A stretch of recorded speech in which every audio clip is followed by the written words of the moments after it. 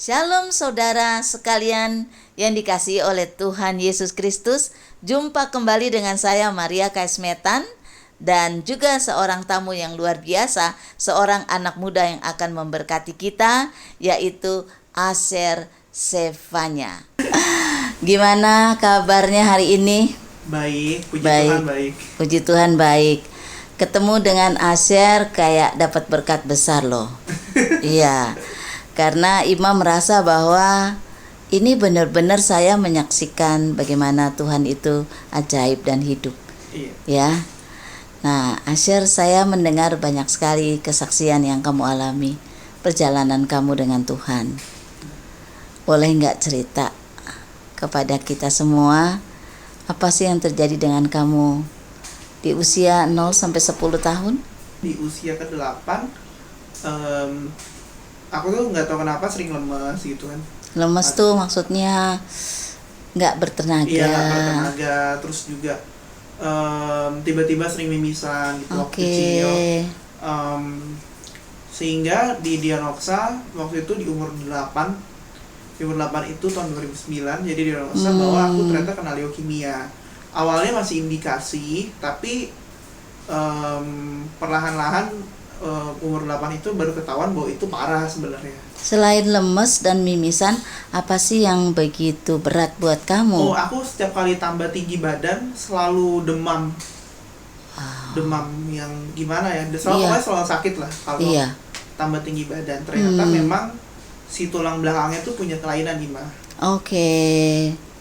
Jadi apa yang terjadi di tulang belakang? Hasil dari dokter? Dari dokter sih, jadi ada pertumbuhan di tulang belakang itu nggak beres. Dia memproduksi sel darah putih terlalu banyak. Jadi kalau manusia kan normalnya, ini kalau nggak salah ya, jadi 10 ribuan. Jadi waktu itu aku tuh sampai yang di tahap 25.000. Wow. Jadi udah 2 kali lipat ya? Udah 2 kali lipat. Jadi sel darah putihnya memakan darah merah. Darah merahnya. Jadi sehingga lebih lemes gitu loh. Jadi lebih nggak bisa ngapa-ngapain. Tuh kalau kayak gitu kamu bisa sekolah, bisa aktivitas, atau nggak sama sekali? Karena kan bisa ya. Tapi jadi terganggu. Jadi apa yang terjadi di sekolah kalau kamu dalam keadaan lemes dan sering mimisan?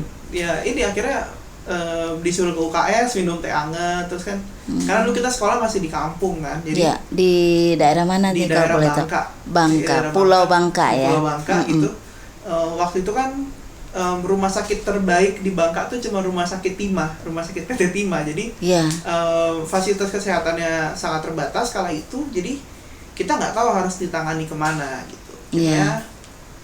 Dari situ akhirnya ambil keputusan untuk ditangani ke rumah sakit yang lebih bagus. Iya.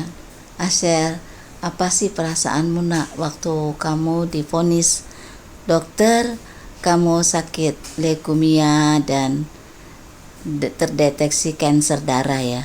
Iya. Apa perasaanmu pada waktu itu sebagai seorang anak kecil yang betul-betul punya harapan buat masa depan? Iya.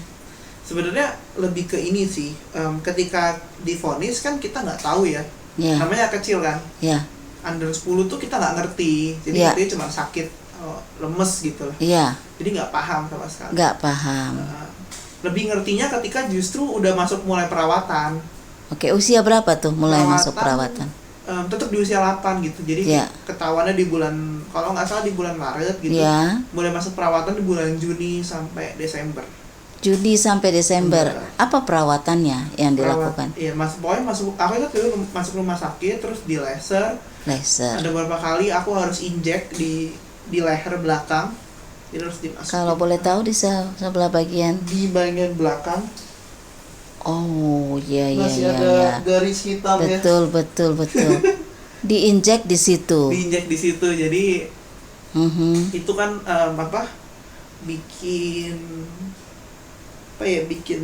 mungkin bikin sakit gitu ya. Jadi kita nggak berasa nggak bisa ngapa-ngapain saat itu gitu ketika masuk perawatan. Itu baru sedih sih. Iya, masuk perawatan. Kamu lewatin berapa lama proses itu, perawatan itu? Perawatan itu sampai benar-benar sembuh tuh umur 14-15 tahun. Oke. Apa yang dilakukan di perawatan itu? Selain injection? Ada kemonya. Kemo.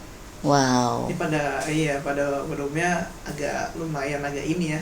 Iya. Lumayan agak sensitif kalau orang dengar kemo ya. Ya, betul. Karena kita mendengar kalau orang kemo itu katanya sampai muntah-muntah, mualnya nggak terkira, bahkan rambut juga rontok. Nah, apa yang terjadi sama kamu waktu aku sih ngalami puji Tuhan kemo? tidak rontok ya sebenarnya, tapi lebih ke dibotakin karena sakit kan, karena panas kan kemo tuh. Jadi lebih dibotakin aja supaya nggak kayak terjambak gitu rambutnya kan, kayak sakit gitu. Sakit tuh maksudnya tubuh kita kayak nyeri ya? Nyeri gitu, kayak susah lah dideskripsikan karena waktu masih kecil kan. Iya. Sampai umur 14 beberapa tahapan. Iya. Itu beberapa kemo akhirnya selesai. Iya. Dan itu udah lumayan bisa beraktivitas kembali. Iya. Itu sih. Jadi dari umur sampai 14 ya itu tetap harus punya fighting spirit, karena kan banyak orang yang lagi cancer atau keluarga yang cancer nggak punya fighting spirit untuk terus ngikutin pengobatannya, akhirnya jatuh. Oke. Nah, kalau kamu bisa hitung berapa banyak kemoterapi yang kamu jalankan? Kalau nggak salah setahun itu 20-an ya. 1 tahun 20 kali. 20 kali mungkin ya. So itu berapa tahun? 6, sekitar 6 tahun. Jadi 20 kali 6. 120 kali ya. Oh my goodness. 120 kali melakukan kemo. Apa perasaan kamu? Ya mungkin ya sakit sih. Tetap sakit. Bosen, capek. Hilang motivasi, ya banyak hal lah yang gangguannya sih benar lebih bukan ke klinis sih, lebih ke psikis. Jadi capek ngadepin masalahnya selalu sih. Iya, sempet sampai punya perasaan putus asa atau mungkin merasa tidak berarti atau apa yang benar-benar sampai dalam keperasaan kamu? Ya itu yang sering terjadi sih, pasti sering terjadi kan. Iya. Nggak punya arti, terus nggak punya value. Nggak punya value kan ketika kita jalanin itu, akademik itu kan jadi terganggu ya. Betul. Akademik jadi terganggu, terus yang hal lain juga terganggu, motorik kita terganggu. Gitu. Jadi di pergaulan tuh jadi sulit diterima gitu. Kamu merasa tersisihkan? Iya, tersisihkan. Lumayan lah. Lumayan, ya. Iya. Karena fisik juga lemah kan, jadi gampang dibully. Iya, gampang dibully. Tersisihkan, gampang dibully, putus asa, ngerasa nggak bernilai. Semua itu menggerogoti perasaan kamu. Iya, menggerogoti. Apa yang kamu lakukan pada waktu itu? Menyerang kamu. Menyerang pikiran dan perasaan kamu. Sebenarnya ada satu hal sih, kenapa jadi akhirnya jadi kuat gitu ya. Jadi waktu di rumah sakit kala itu ada satu orang pasien juga. Di dalam negeri atau di luar negeri? Di luar sih. Di luar. Jadi kamu sampai berobat ke luar negeri ya? Oke. Iya, jadi dia bilang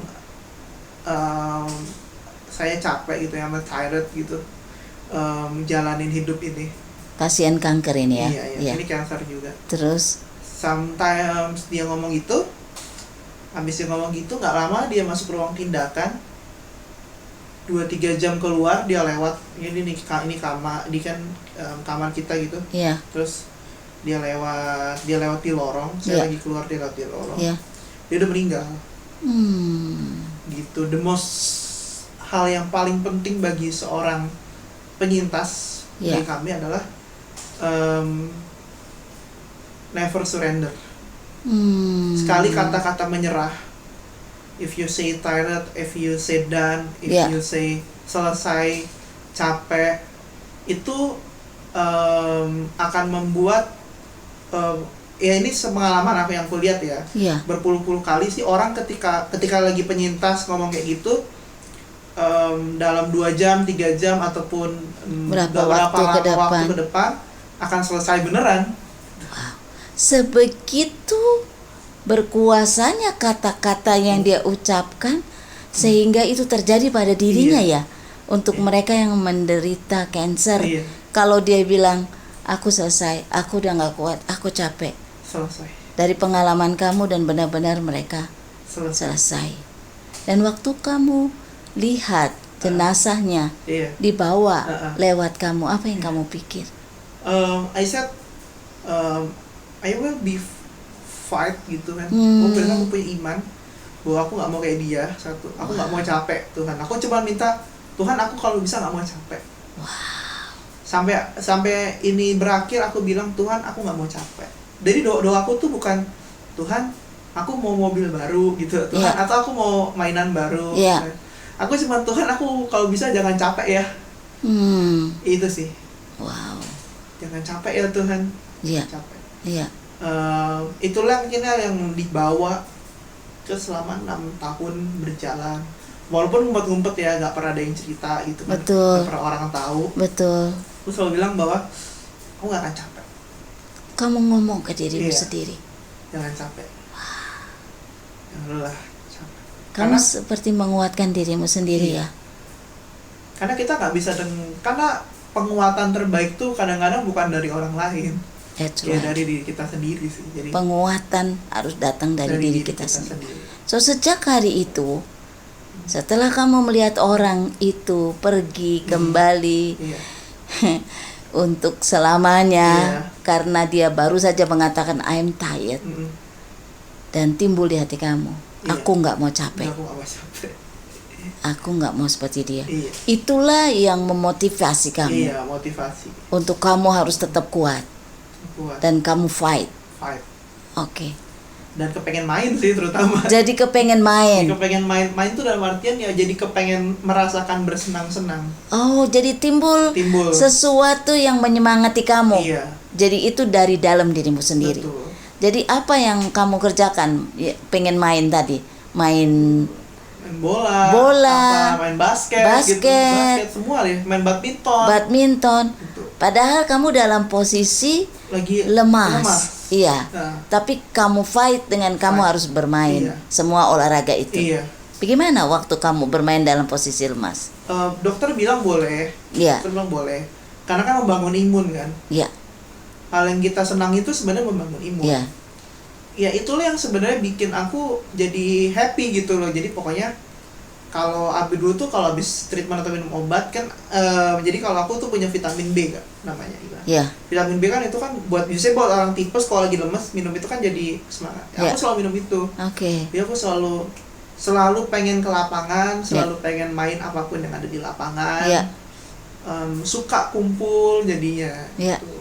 Jadi aku merasa lebih lebih punya value lah. Punya value, kamu happy, kamu bangun semangat kamu. Dan itu kamu lakukan terus. Sampai kamu tamat SMA ya? Sampai tamat SMP, tamat SMA juga sih. Tamat SMP terus kamu lakukan terus sampai kamu tamat SMA. Oke. Karena kan waktu SMA tuh udah terakhir kali kan, dokter udah bilang udah bisa nih untuk ngapa-ngapain gitu. Baik. Normal udah bisa. Baik. Nah, waktu kamu mengerjakannya sampai tamat SMA, value tadi, nilai-nilai hidup kamu tadi, apa yang terjadi? Perubahan di dalam diri kamu? Perubahan terbaik adalah kelihatan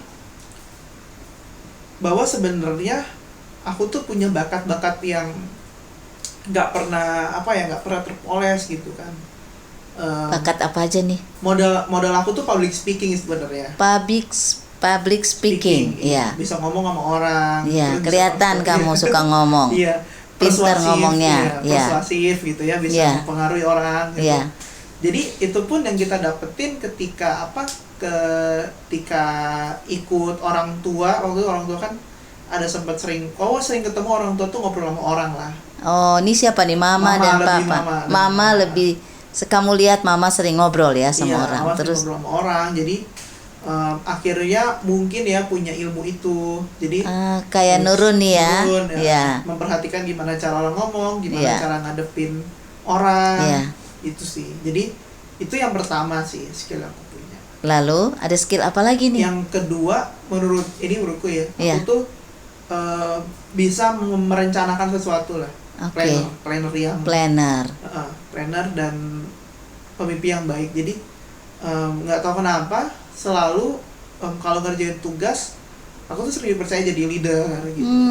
Padahal kan aslinya minder kan. Iya. Terus jadi leader, bikin sebuah program, gimana caranya meraih satu titik Iya. gitu. Selalu dari situ sih Baik. belajar. Jadi dari yang minder, nggak punya value, rasa terbuang, kemudian juga kamu ngerasa bahwa ya hidup ini kayaknya makin hopeless.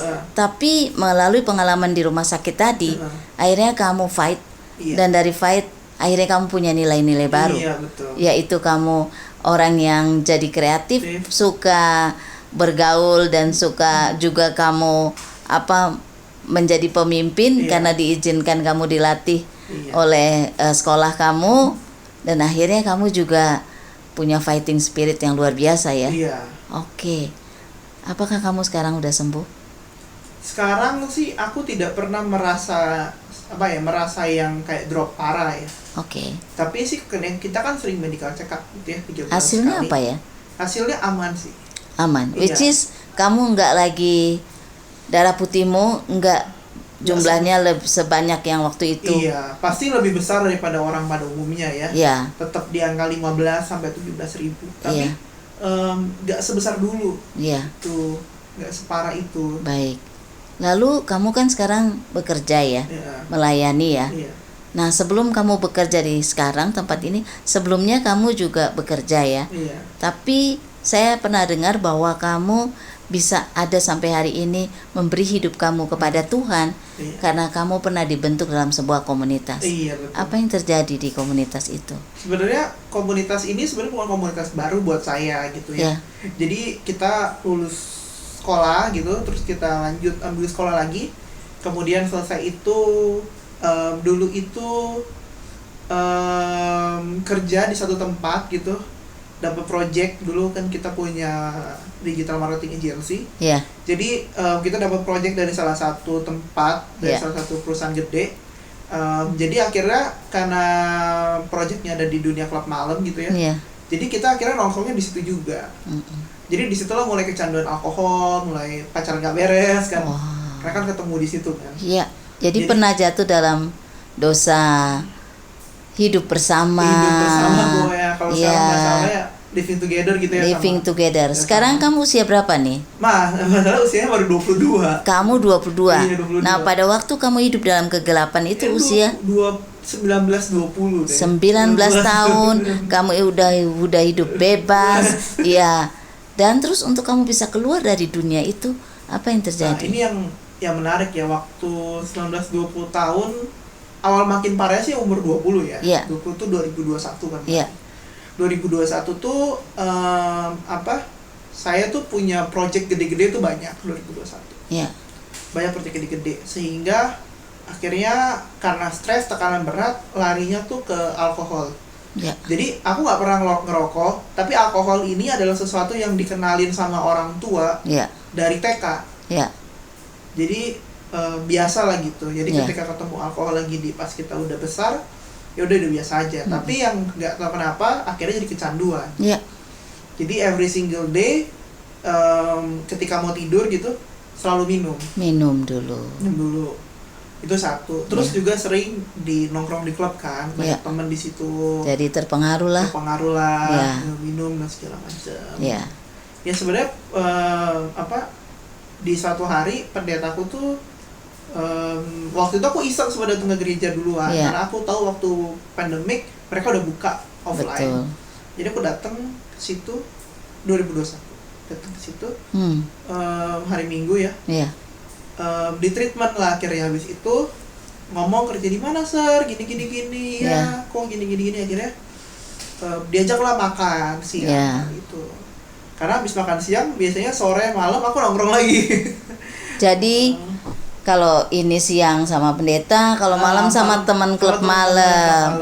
Nah, itu berlangsung terus-menerus. Bagaimana pengaruh dari pendeta ini, seorang pemimpin Kristiani ini, yang bisa membawa kamu keluar dari dunia malam, dari kehidupan yang kegelapan itu? Lebih ke setiap hari di chat sih. Lebih kayak setiap hari diperhatikan di sih. Bukan chat. nggak setiap hari juga, maksudnya setiap hari Minggu ditanya, Ser Iya. kemana? Ser gereja nggak? Ya. Abis gereja jangan pulang dulu, kita makan-makan dulu yuk. Ya. Ser ngobrol yuk abis pulang gereja. Ya. Mungkin itu juga satu ya. Yang Ya. kedua adalah yang terbaik adalah ketika dibawa ke lingkungan baru sama si pendeta ini. Jadi Ya. diajaklah kerja di suatu tempat pelayanan misi kan. Iya. Ayo Sir, kamu punya ini, bantuin di sini, mau nggak? Iya. Boleh nggak Sir, bantuin kita? Iya. Ya mau sih sebenarnya. Akhirnya mulailah dibawa pindah Dari pelan-pelan ya. Pelan-pelan. Dari kehidupan kegelapan itu pindah ke kehidupan terang. Iya. Dan selama berapa lama kamu di mentoring? Kayak di mentoring 6 bulan deh. 6 bulan dari situ kamu udah benar-benar keluar dari Bener-bener keluar. dunia kegelapan, penuh mabuk-mabukan dan kalau hidup bebas. mabuk-mabukan aku tuh udah tidak mabuk lagi, bukan mabuk sih, aku lebih tidak minum yang terlalu parah itu. Iya. Itu dari 2022. Oke. 2022 tuh udah enggak bulan Maret lah. Iya. Bulan Maret lah, udah setahun lebih. Baik. Lalu selama 6 bulan kamu di mentoring, akhirnya kamu mengalami perubahan apa? Perubahan yang paling mendasar sih dalam hidup ya, mendasar dari dalam sikap adalah sebenarnya lebih ke ini sih, lebih ke temperamen turun. Aha, tadinya suka apa? Jadi Marah suka atau marah kan. suka marah, ya. Jadi aku pernah kerja di satu tempat, aku punya graphic designer sama editor, Ya, itu udah 8 kali ganti orang. karena kamu suka marah-marah. Iya, suka marah-marah. Iya. Gitu, dan nuntut kerjaannya bagus. Iya. Tapi entah mengapa selama 6 bulan di situ ya, aku nggak pernah marah-marah yang kayak. Apa treatment yang dikasih kok kamu bisa jadi kayak disulap, nggak marah-marah lagi? Mungkin karena dia nggak marah juga. Oke, dia memberi teladan. Iya. Dengan dia menghadapi kamu dengan tenang dan dia juga sabar. Itu yang membuat Dia lebih kamu kenyindir sih orangnya. Oh. Maksudnya ngasih taunya lebih halus, halus. tapi lebih nyelekit gitu daripada harus pakai nada tinggi. Oke. Nah, aku tipe Tapi dalam mungkin dalam maksudnya, ya. gitu. Jadi aku belajar juga dari situ. Oh, kamu diem tapi kamu perhatiin ya. Perhatiin, Dan iya. kamu adopsi caranya Iya. ya. Oke, selama kamu 6 bulan di training, di mentoring, akhirnya value yang baru ada di dalam diri kamu. Iya. Iya. Kemudian apa yang terjadi lagi untuk kamu bisa mempengaruhi teman-temanmu? Jadinya sebenarnya aku dari dulu punya leadership yang aku tidak mau ngejudge orang. Iya. Aku punya cara bagaimana bikin orang itu menjadi sadar Iya. tanpa harus ngejudge. Iya. Jadi misalnya gini, paling simpel adalah ketika kalau ketemu orang, misalnya contoh orang ini punya kecanduan atau ya punya kecanduan lah, susah deh dibilangin. Kalau Iya. biasa kan kakak rohani yang lain, janganlah kamu minum-minum, Iya. janganlah kamu ngerokok. Iya. Kalau aku Iya. ngelihat orang begitu, aku temenin. Oke. Dia minum, kadang-kadang aku suka beliin. Minum apa? Jangan yang inilah, yang ini lebih enak loh. Kenapa treatment kayak gitu? Karena secara nggak sadar ya, Iya. itu tuh akan lebih membuat orang lebih respect sama kita, lebih tegar. Jadi kalau Bukannya tambah enak nih aku dibayarin. Dibayarin gitu. Iya, bisa Saya- juga kan? bisa juga. Iya. Tapi biasanya sih orangnya akan lebih segan ya. Oke. Orang lebih segan. Ketika orang bermasalah segan, si kakak ini kayaknya kok beda ya dia. Mm. Dia nggak negor saya gitu kan. Mm-mm. Dia Nggak dihakimi ya. Nggak dihakimi saya, nggak di judgement. Kamu temani dia. Temani. Dari temanin itu dia ngerasa dia diperhatikan. Perhatikan. Sebenarnya kebutuhan utamanya diperhatikan. Betul. Sehingga dia mendapatkan kebutuhan itu. Iya, aku sih punya prinsip bahwa sebenarnya orang bermasalah itu bukan butuh ditegur, tapi perlu diperhatiin. Diperhatikan. Karena Good itu point. kebutuhan kebutuhan kenapa dia bisa bermasalah, karena dia kurang perhatian. Good point. Itu akar yang kamu Akarnya. temukan dan itu yang kamu bisa suguhkan kepada Iya. dia. Nah, sekarang saya dengar kamu udah punya kelompok sel ya. Iya, Orang yang kamu mentoring lagi ya. iya. Oke. Bagaimana kamu bisa mementoring orang-orang lain atau anak-anak seusia kamu? Lebih ke bukan kelompok sel sih, lebih ke one to one sama orang. Jadi aku tuh selalu dapat teman-teman yang bermasalah. Nih aku juga akan protes sedikit sama pendetaku ya. Kalau pendetaku nonton ini, kenapa saya selalu dikasih teman-teman yang bermasalah? Karena kamu bisa. Saya percaya Bapak Pendeta kamu tahu bahwa anak ini mampu karena dia udah keluar dari keadaannya. Dia pasti dia punya kekuatan yang ekstra bisa menolong teman-temannya. Ini teman-teman yang selalu bermasalah kan selalu datang.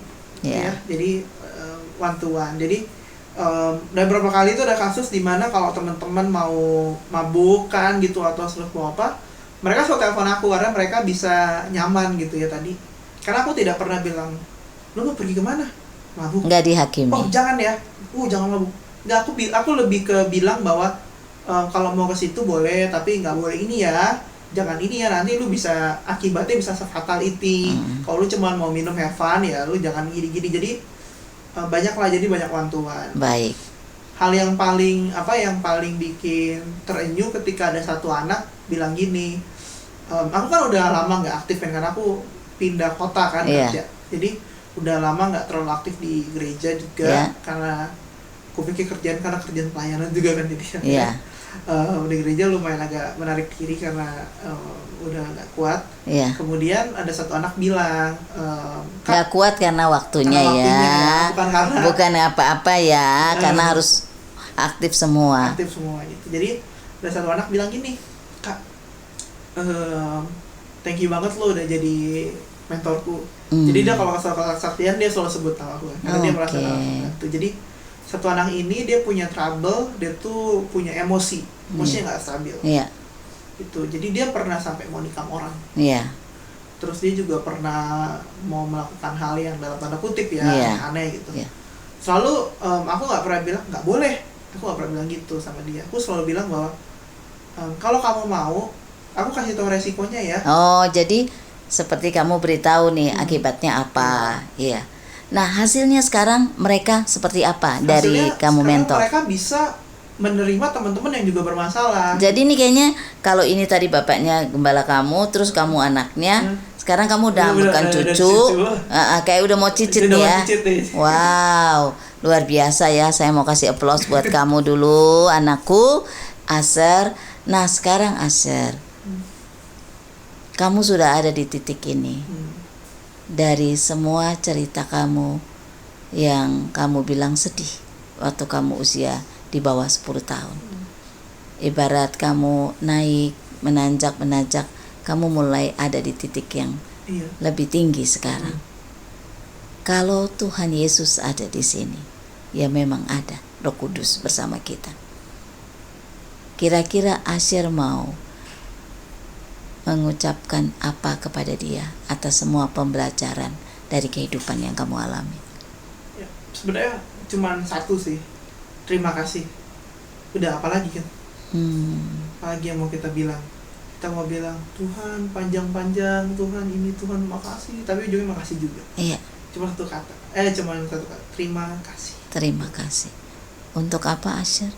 Untuk apapun yang Tuhan beri. Karena kan Tuhan memberi kita tuh bukan cuma the past ya, pas sekarang gitu, mau terus in the future kan. Jadi Tuhan tuh akan memberikan kita kan berkat dari masa lalu, masa kini sampai dan masa depan datang. Dan akan datang. Betul, bicara masa lalu, tadi terima kasih.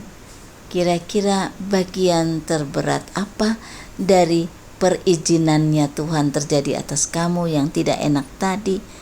Yang kamu belajar sesuatu. Aku belajar bahwa sebenarnya Tuhan selalu datang di waktu yang tepat sih. Tuhan tuh tidak pernah ngasih sesuatu yang kita tidak bisa lalui. Wow. Seberat itu pun kamu taunya pasti aku bisa lalui. Pasti aku bisa lalui. Ya, kalau ada Tuhan bilang terima kasih, kalau Tuhan mau jalan kembali ke surga, aku cuma mau bilang Tuhan sertai aku sampai akhir ya. Soalnya kalau nggak ada Tuhan kayaknya susah deh. Wow. Susah banget sih kalau nggak ada Tuhan. Saya dengar moto kamu nggak ada lagi kata kamu bisa melakukannya sendiri. Kamu benar-benar harus Tuhan terus bersama kamu.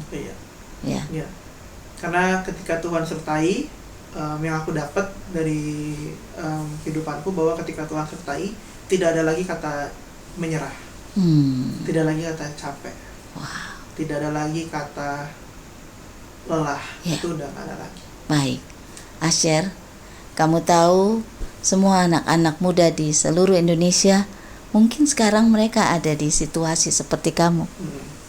Mereka lelah, mungkin capek, mungkin putus asa, mungkin juga ada yang mau mengakhiri hidup. Mungkin mereka ada di titik terendah seperti kamu berapa tahun yang lalu. Mungkin Asher bisa sampaikan sesuatu kepada mereka untuk menguatkan mereka. Pesan saya sih cuma satu hal ya. Janganlah menyerah dengan keadaan, karena keadaan yang ada yang kita alami saat itu dan atau saat ini, itu adalah hal yang membuat kita semakin kuat di kemudian hari ketika kita bersama Tuhan dan ketika kita bisa melewatinya. Itu aja sih yang pesanku. Jadi jangan menyerah, karena bersama Tuhan itu tiada kata menyerah, tapi cuma ada kata berserah. Wow, di dalam Tuhan tidak ada kata menyerah, tetapi yang ada adalah berserah. Asher, kesaksian kamu yang luar biasa. Saya percaya hari ini anak-anak muda di seluruh Indonesia, di desa, di kota, di lembah, di gunung yang tinggi, mungkin ada di gedung-gedung yang mewah sekalipun, di hotel ya, dimanapun Anda berada. Hari ini Asher telah menguatkan Anda sekalian bahwa kamu tidak sendiri. Jangan menyerah, tetapi berserah. Justru dalam penyerahan total kepada Tuhan, Dia mengizinkan kita untuk melewati lembah, untuk kita diangkat tinggi, naik di puncak daripada kesuksesan kita. Seorang Asher yang tadinya tidak punya pengharapan, yang tadinya tidak punya nilai, terbuang sendirian, bahkan dia melihat dirinya tidak berharga. Di tengah situasi seperti itu, dia bertemu dengan sebuah keadaan, yaitu seorang yang mengalami saat dimana itu terberat dia, dan dia bilang, I'm tired, aku menyerah. Justru kata itu yang membuat dia akhirnya harus selesai hidupnya. Anda adalah orang-orang yang bisa menang, bisa melewati badai, bisa melewati hal yang tersulit sekalipun, karena berserah kepada Tuhan adalah satu-satunya jalan menuju kemenangan. Hari ini izinkan saya mau mengajak Anda semua diberkati oleh doa yang akan didoakan oleh Asher. Dia akan memberkati, akan menguatkan semua anak-anak muda. Mungkin ada orang tua yang mungkin anaknya sedang mengalami hal yang serupa dengan apa yang Asher alami. Mungkin hal-hal yang agak berbeda, tetapi itu masalah yang sukar. Asher akan mendoakan kalau dia bisa melewatinya, maka keluarga Anda, anak-anak, saudara, siapapun akan mengalami mujizat seperti Asher, sampai bisa melayani Tuhan dan memberi hidupnya sepenuh hati, sepenuh waktu bagi Tuhan. Saya persilakan Asher mendoakan semua anak-anak muda, semua keluarga yang dalam keadaan mungkin terpuruk hari-hari ini. Mari kita bersatu dalam doa. Tuhan, terima kasih ya Tuhan buat berkat-Mu ya Tuhan atas kami semua ya Tuhan, tanpa kecuali, terutama anak muda ya Tuhan, orang-orang yang sedang mengalami ya Tuhan deraan Tuhan, sedang mengalami penderitaan ya Bapa, sehingga Tuhan Kau berikan kekuatan lebih ya Tuhan dalam hidupnya ya Tuhan, sehingga mereka tidak akan menyerah ya Tuhan, tapi mereka akan berserah total kepadamu ya Bapa. Terima kasih ya Tuhan buat mereka semua Tuhan, Kau berkati Tuhan. Kami tahu mereka Tuhan, ketika mereka dapat melewati masalah-masalah yang mereka sedang alami ya Bapa, mereka akan menjadi kuat. Haleluya. Ketika mereka menjadi kuat ya Bapa, mereka akan menjadi Tuhan pahlawan-pahlawan Kristus. Tuhan akan menyampaikan banyak pesan-pesan ya Tuhan, akan menyampaikan banyak kesaksian-kesaksian yang akan menguatkan lebih banyak orang ya Bapa. Karena kami tahu Tuhan, ketika kami Tuhan bersaksi dan kami tidak malu ya Tuhan mengungkap apa yang menjadi masalah kami, apa yang menjadi dosa kami. Karena ketika dosa itu kami ungkapkan Tuhan, kami sedang mempermalukan iblis ya Tuhan. Kami juga sedang melucuti diri kami Tuhan, sehingga kami dapat menjadi orang yang lebih lagi dan lebih lagi Tuhan di dalam-Mu ya Tuhan. Aku berdoa buat semua anak muda yang mengalami masalah. Engkau dengarkan saya sekarang. Saya pernah ada di posisi kalian. Saya pernah ada di dalam penderitaan yang sangat luar biasa, sampai saya hampir kembali kepada Sang Pencipta saya. Saya bahkan tidak tahu saat itu saya masuk di mana. Tapi ketika saya yakin dan saya bilang bahwa saya mau berserah kepada Tuhan, dan saya bilang tidak ada kata lelah dalam hidup saya, saya diubahkan dan saya menjadi pribadi yang baik. Walaupun banyak masalah, hidup tidak selalu sempurna, tapi percayalah ketika kita bersama Tuhan, semua hal baik, semua hal yang semua hal yang menjadi berkat untuk kamu itu akan datang. Haleluya. Terima kasih ya Tuhan, kami sudah berdoa di dalam nama-Mu yang kudus. Haleluya, haleluya, amin. Amin, amin. Kalau Anda sekalian sudah diberkati, maka pasti Anda juga akan mau jadi berkat, kan? Saya meminta Asyir untuk sampaikan kepada semua pemirsa untuk like, subscribe, or comment and share ya.